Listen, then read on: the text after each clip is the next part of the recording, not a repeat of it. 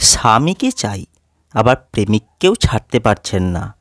সমস্যা মেটাতে একসঙ্গে একই বাড়িতে স্বামী এবং প্রেমিককে থাকার প্রস্তাব দিলেন এক বধূ। কিন্তু স্বামী তা মানতে নারাজ। রেগে অগ্নিশর্মা হয়ে তিনি বাড়ি থেকে বেরিয়ে গেলেন। স্বামীকে রাজি করাতে শেষমেশ বিদ্যুতের খুঁটিতে চড়লেন সেই ভদ্রমহিলা। তার এই কীর্তি সোশ্যাল মিডিয়ায় ভাইরাল হয়েছে। মজাদার এই ঘটনাটা ঘটেছে উত্তরপ্রদেশের গোরক্ষপুরে। পিপরাইচের বাসিন্দা বছর 34-এর ওই মহিলার 3টি সন্তান রয়েছে। তার স্বামী দিনমজুরের কাজ করেন।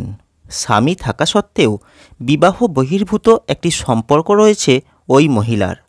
দীর্ঘ 7 বছর ধরে তিনি পাশের গ্রামের এক ব্যক্তির সঙ্গে প্রেম করছিলেন।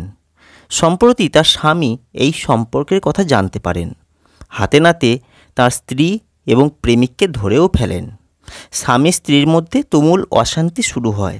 ওই মহিলা দাবি করেন প্রেমিকও বাড়িতে থাকুক, তাহলে সংসার চালাতে সাহায্য করতে পারবে। স্বামী এই দাবি মানতে পারেননি। রাগে তিনি বাড়ি ছেড়ে চলে গিয়েছিলেন।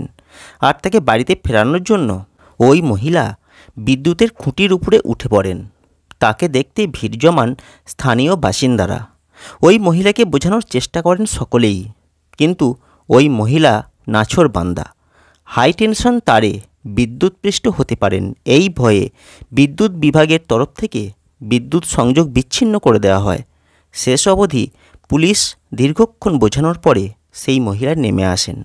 বুঝুন কাণ্ড, স্বামী এবং প্রেমিক একই সঙ্গে একই বাড়িতে থাকবে, এমন আজব দাবি আর কখনো শুনেছেন কি?